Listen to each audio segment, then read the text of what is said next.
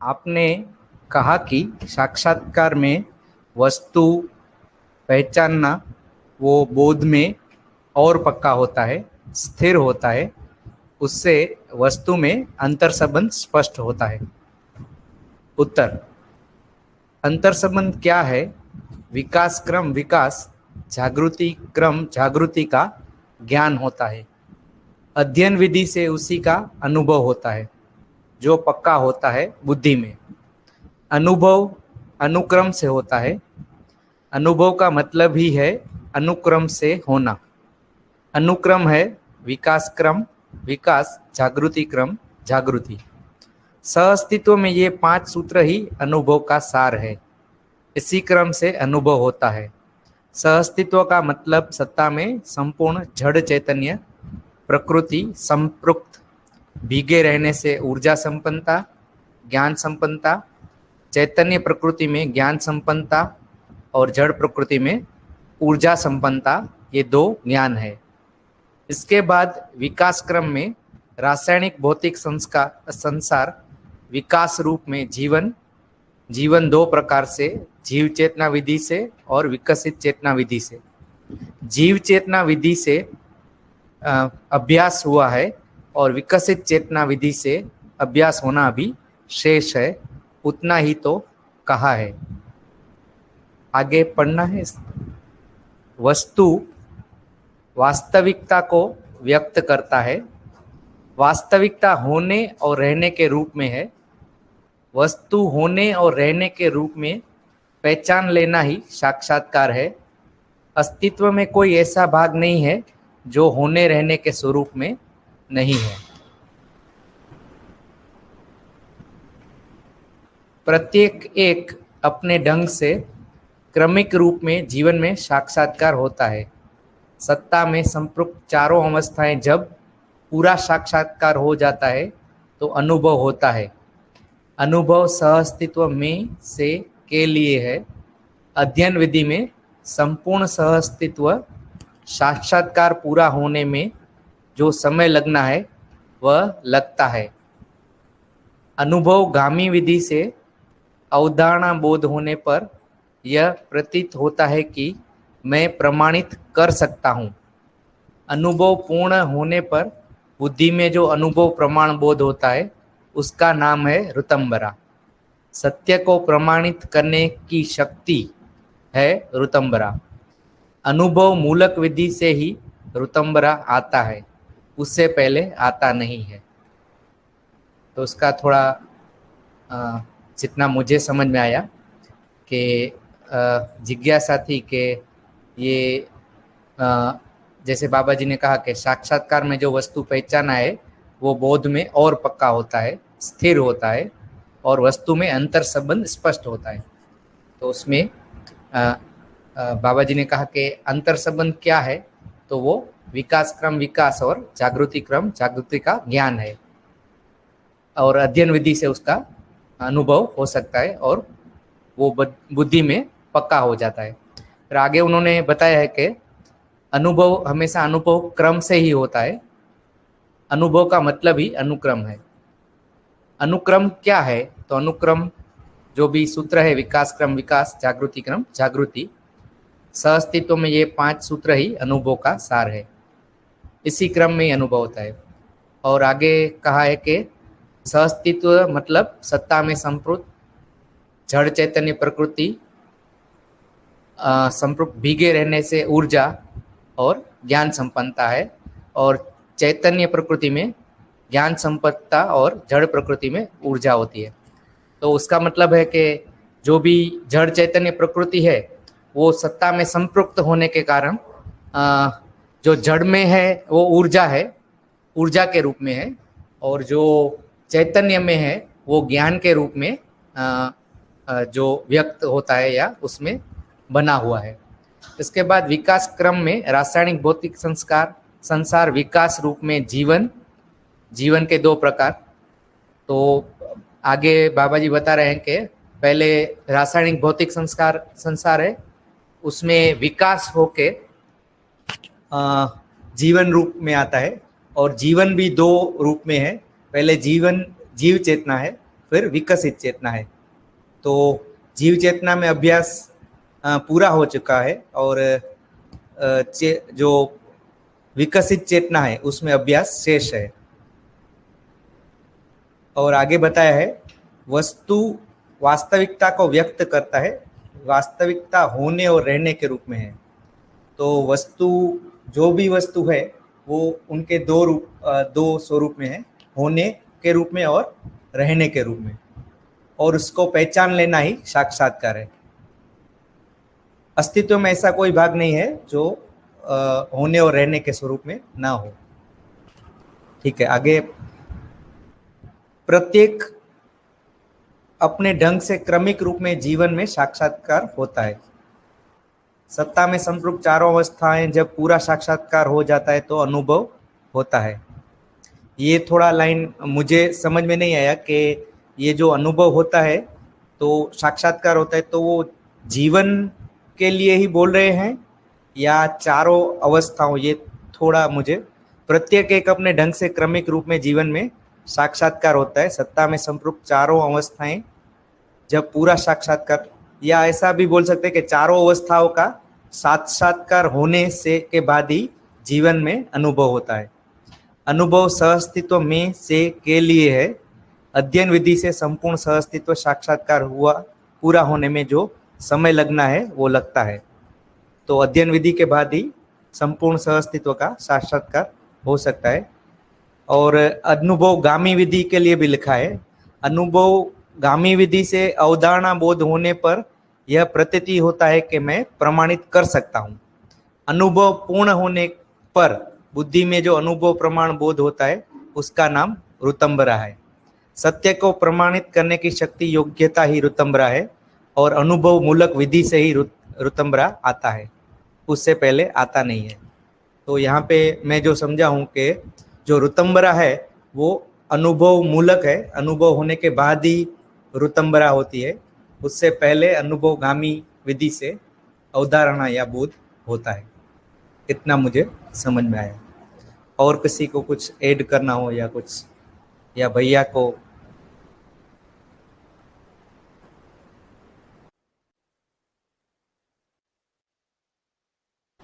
हाँ, अंकित भैया थोड़ा ऊपर।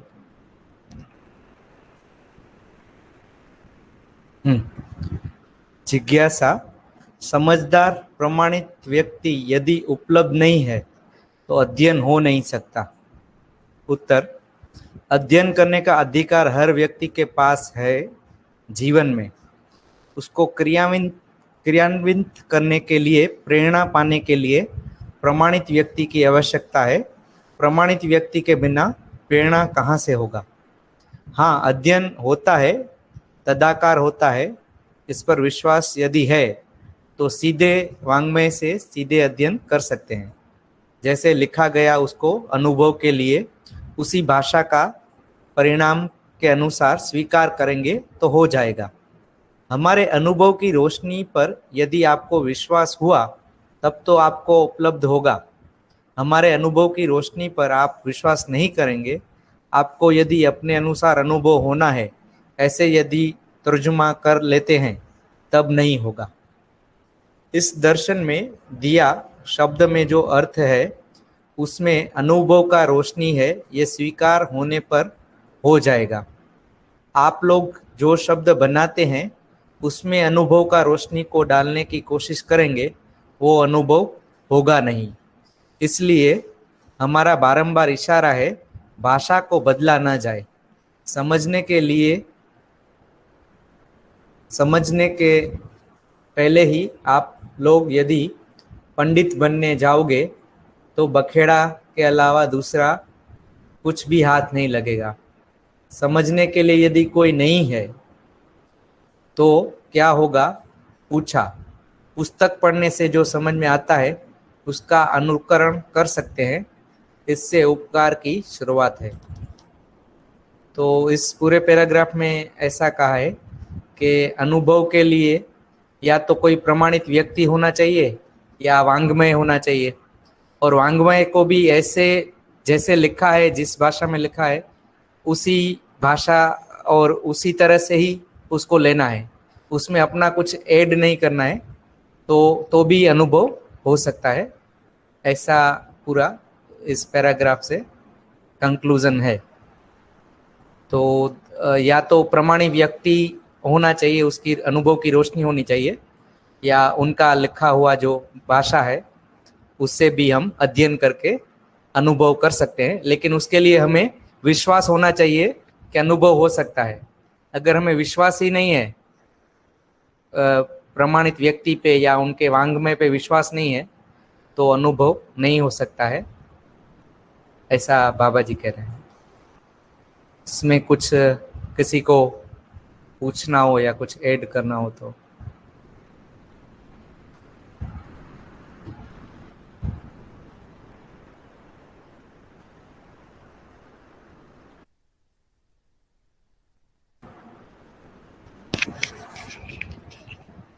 आगे पढ़ सकते हैं एक। हाँ हाँ भैया। जैसे मुझे मानवतापूर्ण आचरण का अध्ययन यदि करना है, तो यह किसी जीते हुए व्यक्ति के साथ ही संभव है। उत्तर, पठन अध्ययन नहीं है। शब्द के अर्थ में यथार्थ को समझा हुआ व्यक्ति का वचन होता है। शब्दों के अर्थ में अस्तित्व में वस्तु होता है, सहअस्तित्व रूप में होता है। उसका सुनना श्रवण हुआ। श्रवण सूचना है। सूचना होने से यह होगा कि यह सच्चाई है, इसको स्वीकारना है। यह सूचना से होता है, वो स्वयं में व्यक्त होता है। न्याय धर्म सत्य को यह स्वयं में तोलना बनता है, तब आभास हो गया।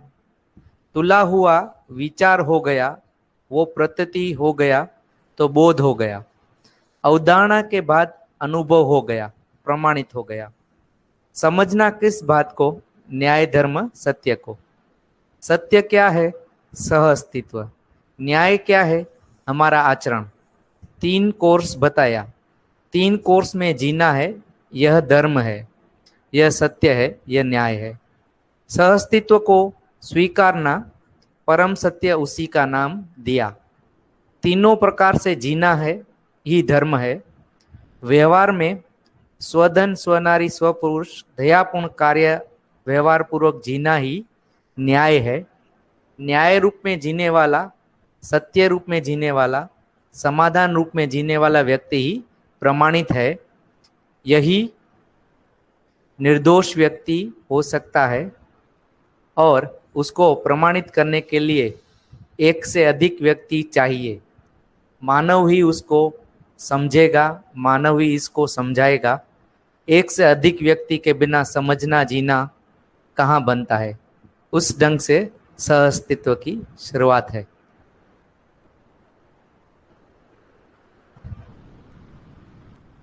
तो इस पैराग्राफ में ऐसे कहा है कि जैसे मुझे मानवतापूर्ण आचरण का अध्ययन यदि करना है, तो यह किसी जीते हुए व्यक्ति के साथ ही संभव है, ऐसा जिज्ञासा है। तो उत्तर में पठन है, वो अध्ययन नहीं है। शब्द के अर्थ में यथार्थ को समझा हुआ व्यक्ति का वचन होता है। तो जो पठन हम कर रहे हैं, तो किसी प्रमाणित व्यक्ति ने वो शब्द के रूप में हमें अर्थ दिया हुआ है। शब्दों के अर्थ में अस्तित्व में वस्तु होता है। अगर हमें अर्थ समझ में आया, तो उसका मतलब है कि हमें वस्तु समझ में आई। सहअस्तित्व रूप में होता है उसका सुनना, श्रवण हुआ। श्रवण सूचना है। सूचना होने से यह होगा कि यह सच्चाई है, उसको स्वीकारना हुआ। मीन्स कि हम जो श्रवण करते हैं, मीन्स कि जो सच्चाई है उसको हम स्वीकारते हैं। यह सूचना से होता है, वो स्वयं में व्यक्त होता है। और उसके बाद न्याय धर्म सत्य को यह स्वयं में तोलना बनता है, तब आभास होता है। तो जब हम वस्तु को स्वीकारें, फिर उसका अगर तुलन हुआ, न्याय धर्म सत्य के रूप में तुलन हुआ, तो उसको ही आभास कहा है। तुला हुआ विचार हो गया, तो वो प्रतीति हो गया, तो बोध हो गया। तो अगर तुलन हो गया और वो अच्छी तरह से, मीन्स न्याय धर्म सत्य में ही तुलन हुआ, तो उसको प्रतीति या बोध कहा है। अवधारणा के बाद अनुभव हो गया, प्रमाणित हो गया। और एक बार अवधारणा है तो उसके बाद अनुभव हो गया, प्रमाणित हो गया। समझना किस बात को है? तो न्याय धर्म सत्य को समझना है। और उसमें समझाया है कि सत्य क्या है, धर्म क्या है, न्याय क्या है। तो सत्य क्या है? सहअस्तित्व है। न्याय है वो हमारा आचरण है। और ये 3 कोर्स जो हमें कंप्लीट करने हैं, तीनों कोर्स में जीना है, यह धर्म है। ठीक है, यह धर्म है, यह सत्य है और यह न्याय है। सहअस्तित्व को स्वीकारना परम सत्य, उसी का नाम दिया है। तीनों प्रकार से जीना ही धर्म है। जैसे कि व्यवहार में स्वधन, स्वनारी, स्वपुरुष, दयापूर्ण कार्य और व्यवहार पूर्वक जीना ही न्याय है। न्याय रूप में जीने वाला, सत्य रूप में जीने वाला, समाधान रूप में जीने वाला व्यक्ति ही प्रमाणित है। यही निर्दोष व्यक्ति हो सकता है और उसको प्रमाणित करने के लिए एक से अधिक व्यक्ति चाहिए। मानव ही उसको समझेगा, मानव ही उसको समझाएगा। एक से अधिक व्यक्ति के बिना समझना जीना नहीं बनता है। तो इस पूरा जो पैराग्राफ है उसका सार ऐसे है कि तीन चीज़ों को हमें समझना है, न्याय धर्म सत्य को, और उसी तरह से हमें जीना है। तो जीने के लिए दूसरे व्यक्तियों की भी जरूर है, तो उसी तरह से संभव है। सिर्फ अपने आप में अध्ययन हो गया, अनुभव हो गया, लेकिन वो प्रमाण के लिए दूसरों के साथ जीना है, तभी उसको कह सकते हैं कि कुछ समझ में आया।